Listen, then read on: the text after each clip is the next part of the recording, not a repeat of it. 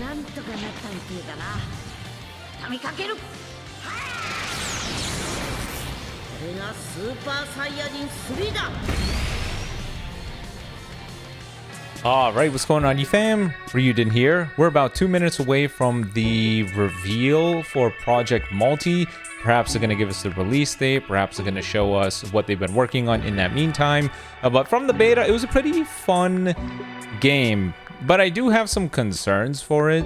You know, I'm somebody that's been playing MOBAs for a while now. I came from a StarCraft 2 mod MOBA game called Aeon of the Storm and Dota 2. I have dabbled with League of Legends a little bit, but I don't hate myself enough, so I kind of just quit it right away. But I played these games a lot, and the one thing that mattered the most to me was equipment builds. I feel like how you can experience these characters changes drastically with equipment. You know, one of the characters that I like the most from Dota is a character called Sniper, and this guy is your really simple right-click DPS guy, but the difference between him being that and a roaming character, you know, supporting the team, ganking from jungle, all this other stuff, or being an ult spammer to disrupt whatever with rapier in his ult, all these things were dependent on equipment. So that was multiple ways to experience one character through equipment builds. This game doesn't have that, so although the game is fun for the Dragon Ball IP, I wonder what kind of staying power it has, especially when it comes to the variety when it comes to playing the game. So we'll have to see how that works. I know they did it to take away some of the complexity of the game, but I feel like a MOBA in general just by default comes with the complexity of equipment builds. It's just going to be one of those games that have that extra layer of, you know, the barrier of entry is a little bit higher for those reasons. But either way, let's see what they got. I can't wait for people to see the producer.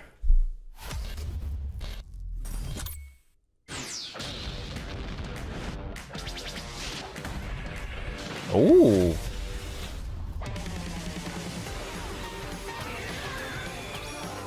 Pod Freeze is a new character. And I think some of the Guinea Force members. Try one of these. Cool. Get a load of this. Now die with this planet. What a beautiful. These must be ultimate skills. They look very cool. Things are only getting started. You're about to find out what it's like to fight a real Super Saiyan. I'll show you what happens when you underestimate me. Now it's over.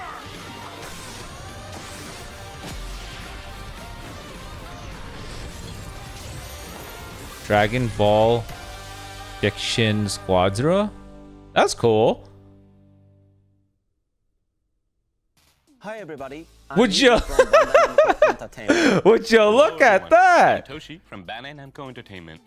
As you saw in the trailer at the beginning of the show, the new Dragon Ball game project, first revealed in 2024, Dragon Ball Project Multi, will officially be released under the title Dragon Ball Gekishin Squadra. Cool. Let's start off with an overview of Dragon Ball Gekishin Squadra. Gekishin Squadra is the first ever team-oriented Dragon Ball game that gives fans from around the world the freedom to play as their favorite characters in a multiplayer battle anytime, anywhere, and with anyone. With that said, the gist of Gekishin Squadra is simple. Each player will choose a hero character to engage in a 4v4 battle. Level up your characters by defeating enemies and utilize the skills and powers unlocked throughout the match. In the main rule, players will fight to grab the Dragon Ball before the enemy team by eliminating gods of destructions that stand in their way. There will be other various game modes on launch, so we hope you'll try them out. Our design philosophy with Gekishin Squadra is to provide an enjoyable experience even when the skill gap between players may seem Yeah, there it is. Don't worry though, players with a deeper understanding of the game will have an edge over others.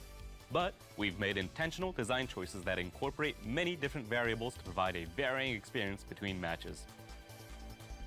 Are you going to elaborate on what that To means? make Dragon Ball Gekishin Squadra more enjoyable for everyone, we are working on expanding support beyond the mobile and PC version to include console. The Console? game will support cross-platform play, meaning players on different consoles can fight each other. Damn, dude, if only they could extend this to Night Rain. Cross-platform. Game progress and save data to be carried Crossplay, across sorry. multiple platforms, so you can play the game at home on the console. then continue playing on a mobile device outside. To make sure our game is ready for all players on each platform, we will be holding a network test from June 12th to June 16th. We're gonna lock in. There will be additional character from Granted, last year's nothing web test, is happening so in keep an eye Legends, out. so we can definitely do that. We've received a lot of valuable feedback from our players during the regional beta tests we held last year. Our upcoming network test will incorporate improvements based on these feedback.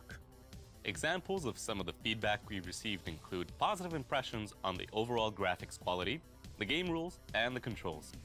At the same time, we've received some comments regarding the high frequency of matches against CPU opponents, the unfair advantage from the bonus of defeating the Great Ape, and of the blandness of matches, feeling like the same repeating experience. Let's start off with the Great Ape. The Great Ape was designed to intensify the flow of battle, bring matches to a close, and offer teams a chance to make a comeback. While it did serve those intended purposes, we found that the comeback mechanic ended up being a source of frustration for many players. The comeback mechanic became Because of that, frustrating. we It sounds like a removed different Great mechanic Ape in from the Legends. map from the network Rising test. Rush. We're currently exploring alternative ways to reintroduce Great Ape in a different form. Additionally, in order for us to provide a more varied gameplay It's exactly like experience, Roshan. we are planning to implement two major updates. First, we are introducing a new system called the Divine Draw. At the start of the match, two special rules will be chosen at random that will influence Oh. the entire match. The rules can have all sorts of effects. For example, one rule might cause an explosion to occur when a player is defeated, blowing away all nearby enemy players. While another rule might spawn special enemy NPCs that rewards a lot of experience when defeated. By introducing different rules to each match, we hope to bring That's more clever. variety Okay, to the kudos to gameplay them for that. experience. Secondly, Okay, that's we're clever. adding special actions, specifically for damaging the Gods of Destruction, the Gekishin Burst. With this implementation, Gods of Destruction will be immune to rush attacks and skills. Attackers will need to strategically use Gekishin Bursts, while defenders will have to protect their gods while trying to strike back at the attackers. We believe this addition will create a wider range of strategies and provide a more varied gaming experience. That covers two of the biggest changes we're implementing, but there are other updates as well. So please experience them for yourselves during the network test. Yeah, we'll definitely be locking into that.